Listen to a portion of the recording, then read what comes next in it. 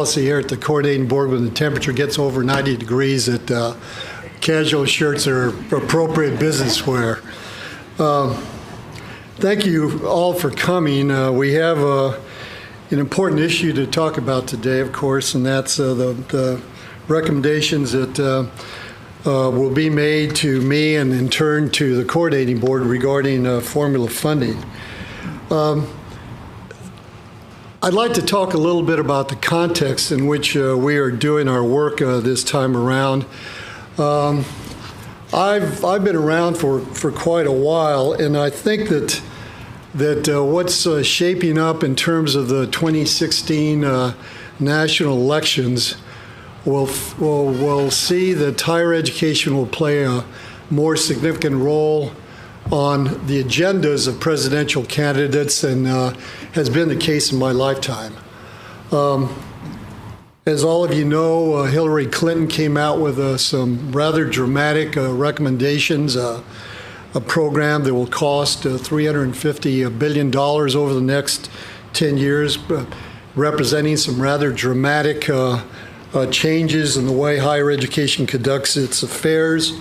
Marco Rubio has come out very aggressively against some common practices in higher education. I saw a quote where he talks about blowing up the higher education cartel, which of course seems to suggest that higher education institutions are working in collusion to maintain or to raise the cost of tuition and fees, and are working in a way that doesn't represent the best interests of students, but rather represents the particular interests of institutions. I have here you can't see it from where you are, but this is a current issue of Change magazine. And the lead story, the cover story in the magazine is moving the attainment agenda from policy to action. And in the very first paragraph of this article, it essentially says that this is only that universities and colleges are calling for dramatic change. And the article reads, this is only the first stage of reform. For states to reach these goals of much higher attainment rates will require different policy and institutional change never seen before in higher education. That's a context in which we have convened this meeting to talk about formula funding. Let me just make a few points about some of the more salient charges that you have. Number one, to recommend appropriate levels of funding. Last time, it was the recommendations essentially were try to restore funding to levels that were in place before the 2011 budget cuts, dramatic, draconian budget cuts. And I had commented to staff and to members of the committees that seemed to me to be overly optimistic. If you look at the pattern of state funding in Texas as well as other states around the country, you never get back up to those ideal levels of funding or levels of funding that you thought were adequate.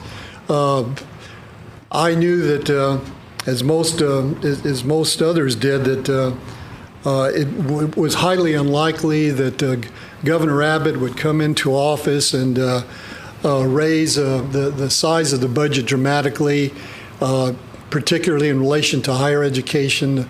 The last thing I can imagine the Republican governor would do would come into office and get a reputation as a free spending, as a free spender.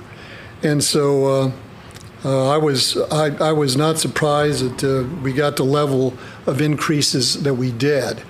And as we move farther and farther away from the 2009 levels of funding or 2007 levels of funding, I think it's less and less likely that we can expect we'll come anywhere near to those levels of funding on a student FTE basis. So please keep that in mind. Obviously, we want to to underscore the importance of undergraduate success for the Formula Funding Advisory Committees. Obviously, those of you from universities and health-related institutions have other priorities as well, but I remind you, as my colleague David Gardner frequently points out, that almost 90% of college students in Texas are undergraduates.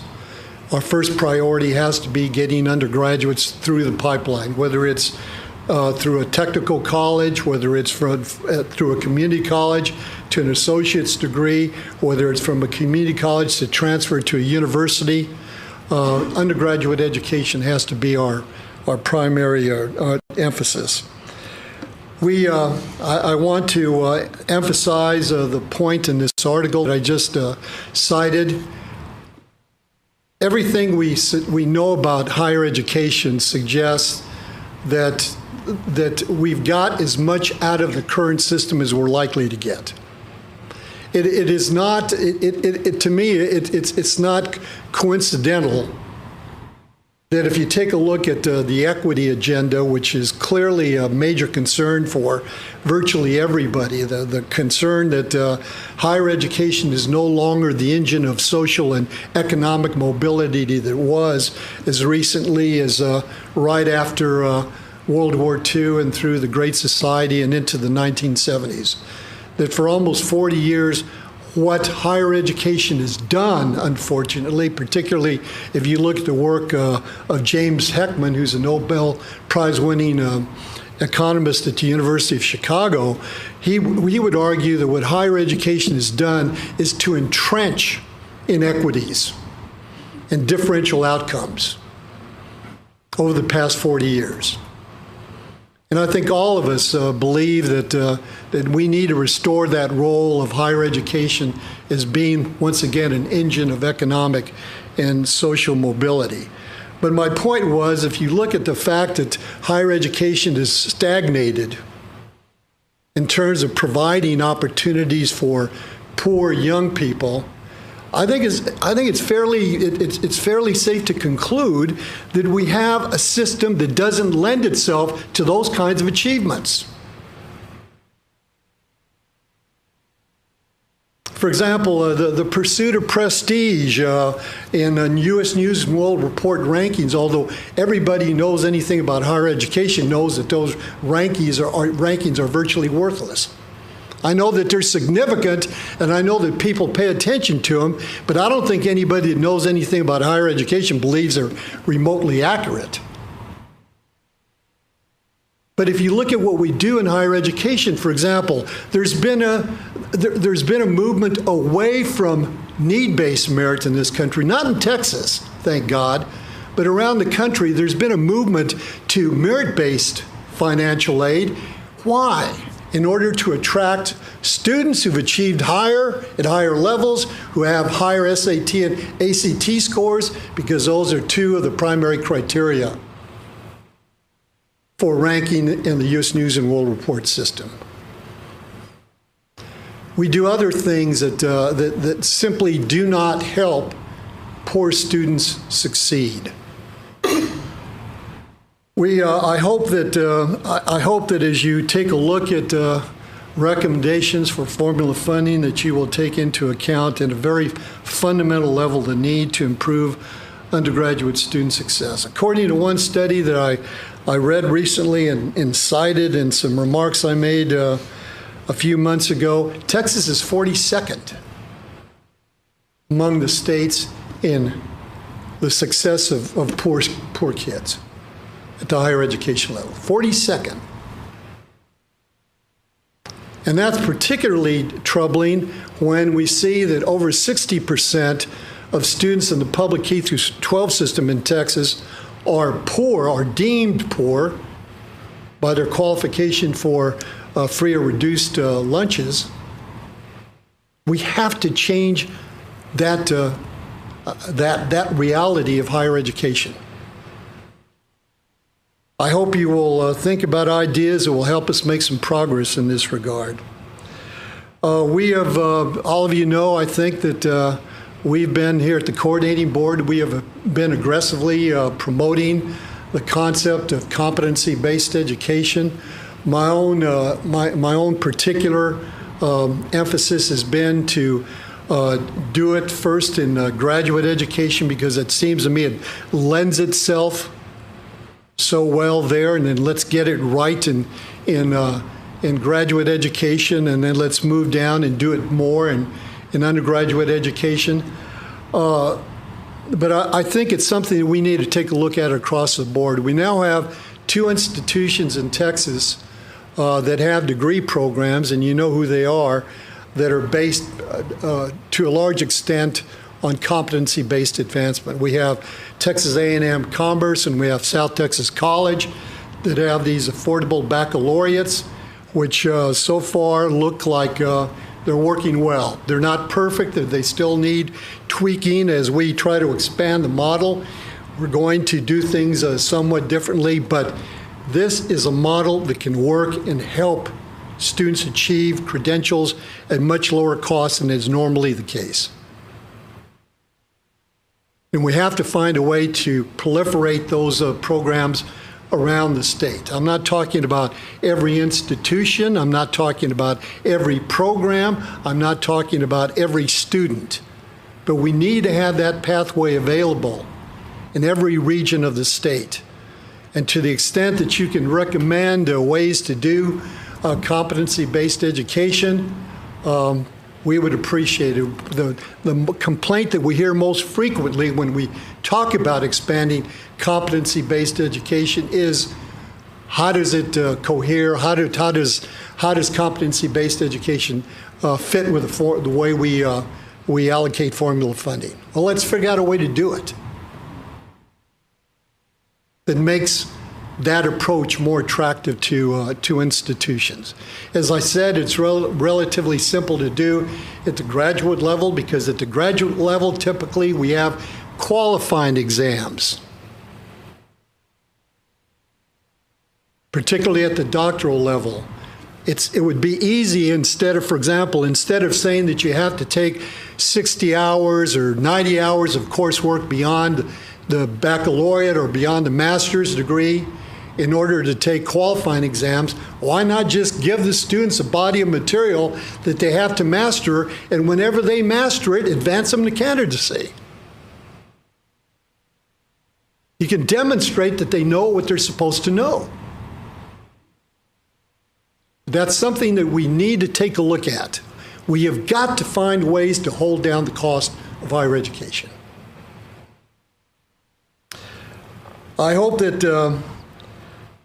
you will also take into account, David, are we gonna have a presentation on the 60 by 30 Texas plan? I hope you will take into account, I think all of you know about our new strategic plan in higher education, 60 by 30 Texas, or 60 by 30 Tex.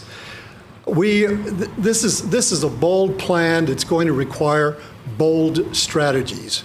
Our goal is to make sure, our primary goal is by the year 2030, 60% of our youngest cohort of adults, the 25 to 34 group, will hold some form of post-secondary credential, and we're including certificates, associate's degrees, bachelor's degrees, and master's degree.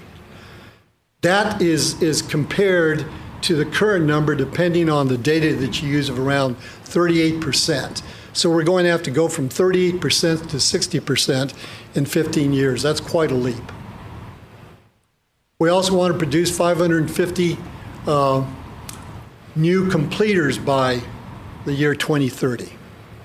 We want them to graduate with marketable skills that they can articulate, that they can describe when they go for job interviews.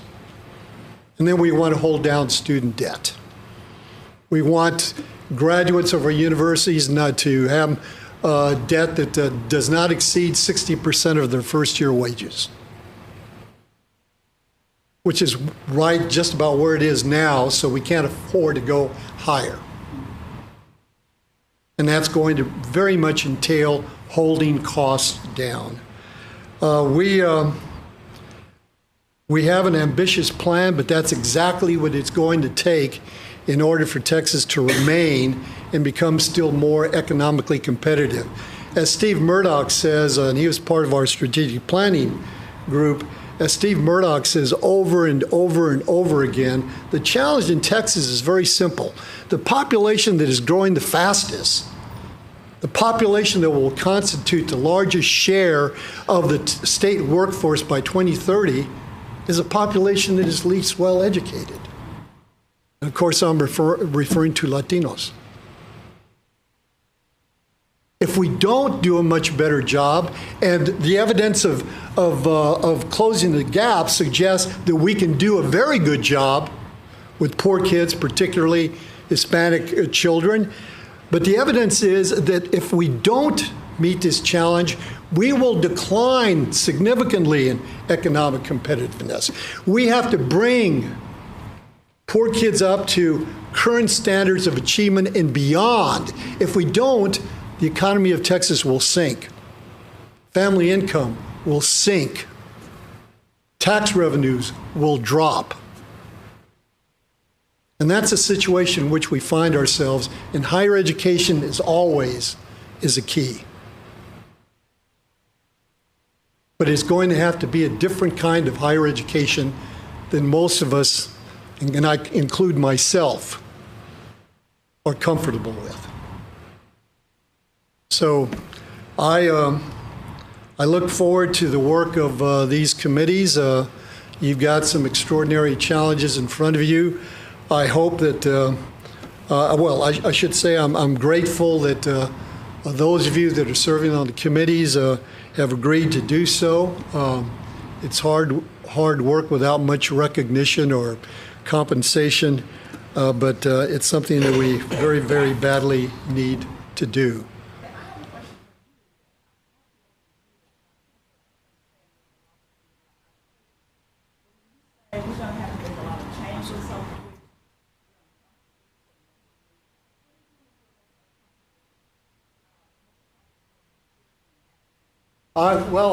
You asked a very provocative question. I'll give you a provocative answer, and this is particularly in relation to universities. I think we're going to have to change the faculty reward system. Faculty reward system, the way we tenure and promote faculty.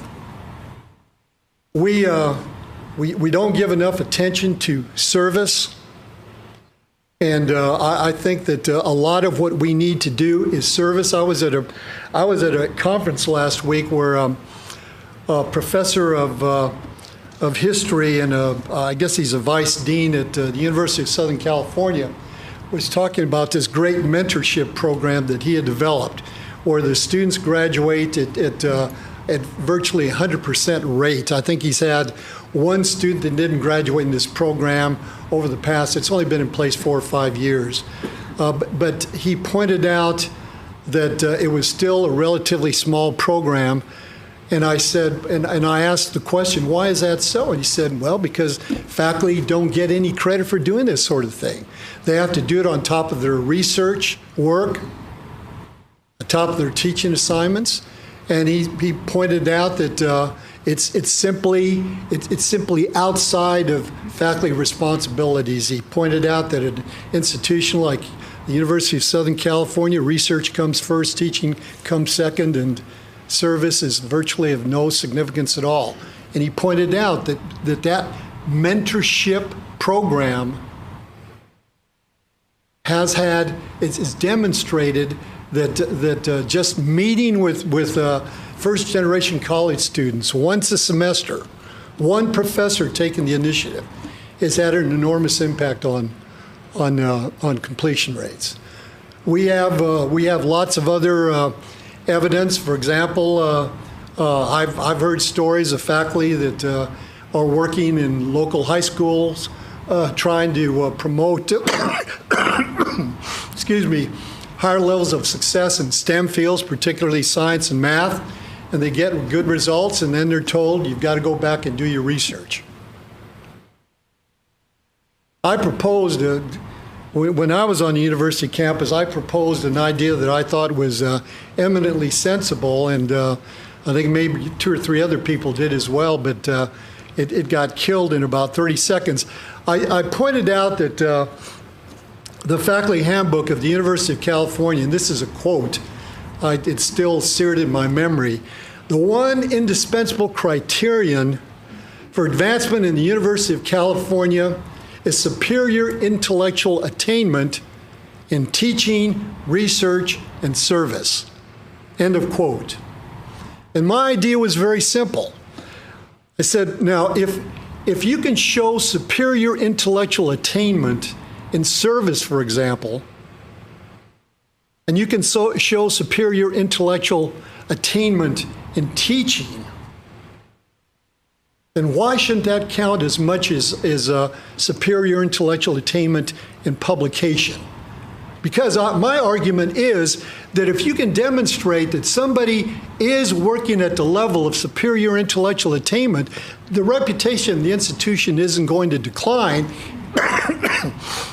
If you go from publishing 20 articles every 2 or 3 years to 10.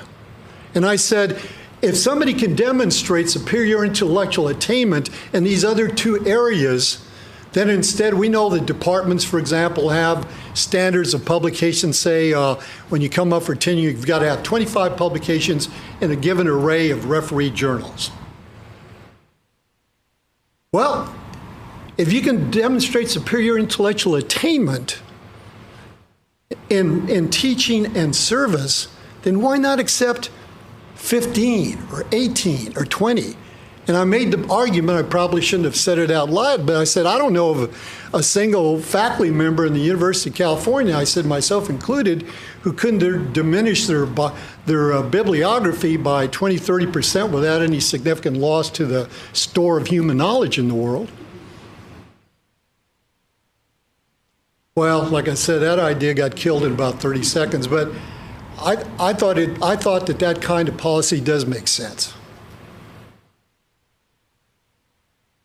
I think that if an institution made a commitment, if a university made an institutional sustained commitment to helping poor kids succeed, I think that would enhance the institution's reputation as much as top-notch research. I think we're going to have to do things like that in order to meet our goals. We've got an awful lot of poor kids that are extremely bright, that are coming through the pipeline in Texas, but they need help. They need help. You know, we forget that most affluent kids who tend to do well in higher education do well because they have a lot of help. They get help from their parents. They get help from their older siblings. They get help from their neighbors. They live in environments where everybody goes to college. They have those support networks, and so many poor kids don't. And it's that simple in a lot of cases. They just need more attention. They need more help. They need professors telling them, I will help you. I'll do what you need in order to be successful. And we don't do it enough. But that to me is the most fundamental thing we have to address. Now, obviously, that applies more to universities than it does to two-year institutions. Any other comments or questions? Okay, well, let's get going on to the next stage.